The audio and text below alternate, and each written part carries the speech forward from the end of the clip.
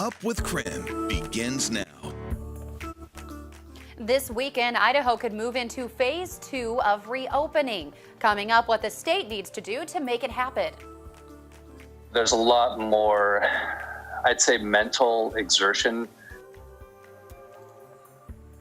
And it is the last day of National Nurses Week. This morning, we hear from one nurse about his experience working directly with COVID patients. And this morning, we are tracking breaking news. The 2020 Spokane Lilac Festival is canceled, and this includes the very popular Torchlight Parade. Organizers say this is due to coronavirus and safety concerns.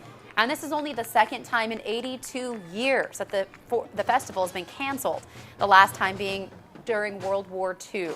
Now, they are still honoring the Royal Court. This Saturday, they will host a mini parade through downtown Spokane, led by Spokane Police.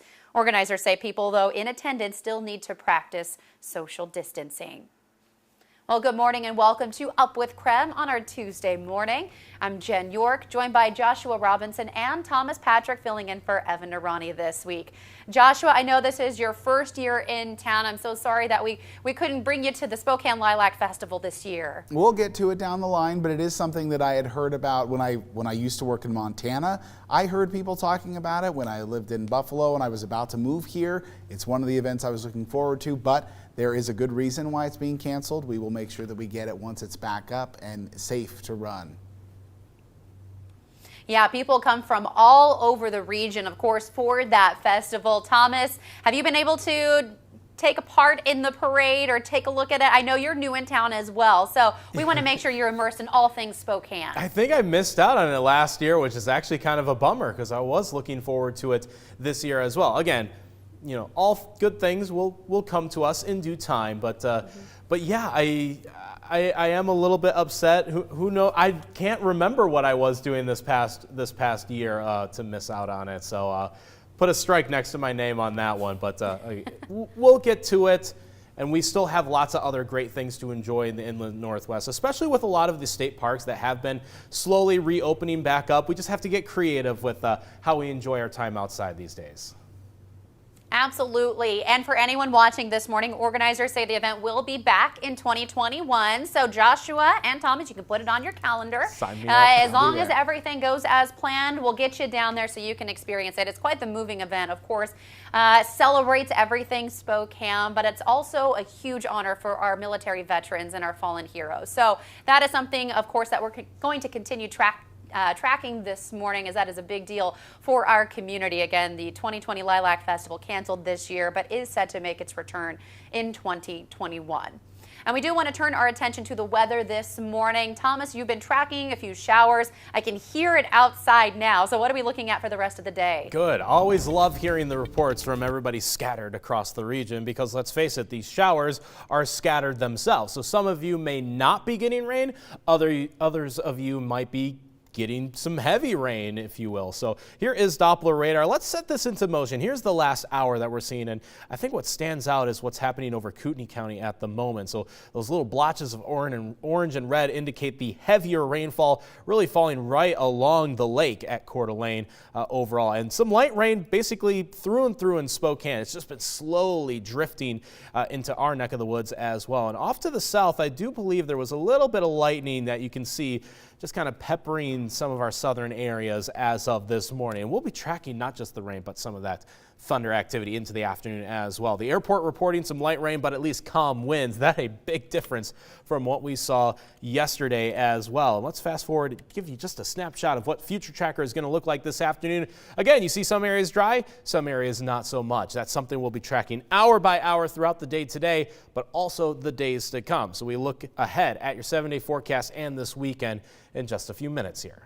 Thank you very much, Thomas. We will check in with you here in just a few minutes. 7:04 now on your Tuesday morning. We are tracking breaking news this morning. Multiple fire agencies have responded to a house fire after fireworks reportedly shot off inside of a garage. The fire happened on East Jutt Lane in Elk, about 20 miles north of Meade. Spokane and Pend Oreille crews both responded. The cause of that fire is still under investigation, but the fire is reportedly under control right now. Crews are putting out their final hot spots before they take off. The fire, though, has not been affecting traffic in the area this morning.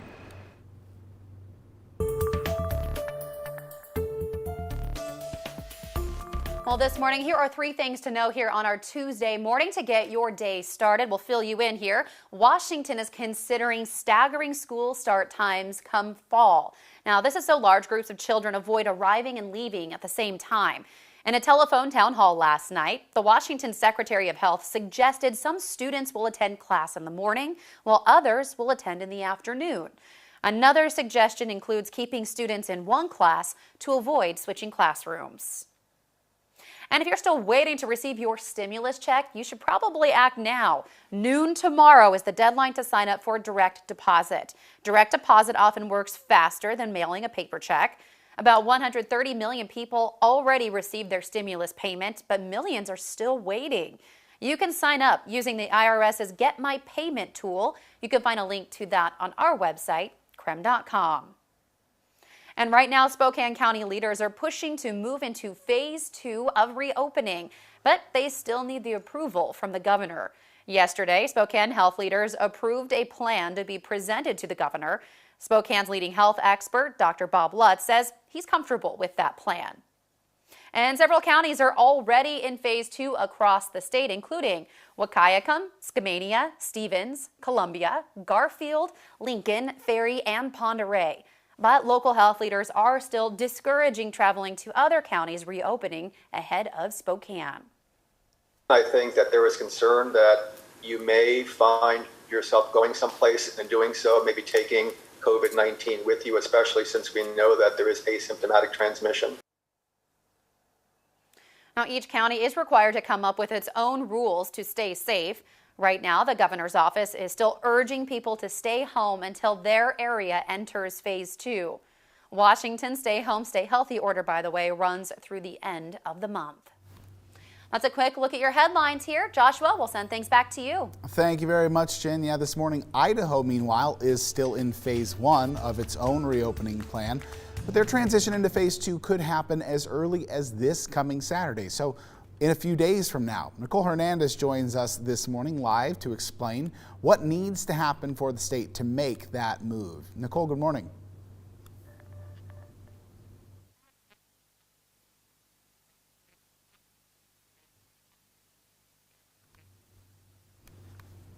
All right, it looks like we are having issues with Nicole's audio this morning, but we want to let you know that Idaho State is basically going to be deciding whether or not to move into phase 2 of their reopening plan. That means going over all of the data about the coronavirus across the state. So what you're looking at now is a list of everything that has to happen for the next phase to start. There needs to be less people or a small amount of people visiting and being admitted to the hospital with COVID-like symptoms.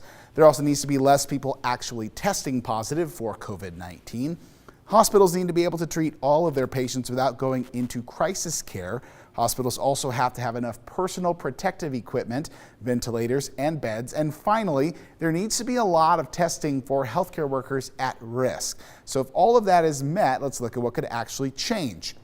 On top of everything that comes in phase 1, people would now be able to get together with 10 or less people as long as they social distance.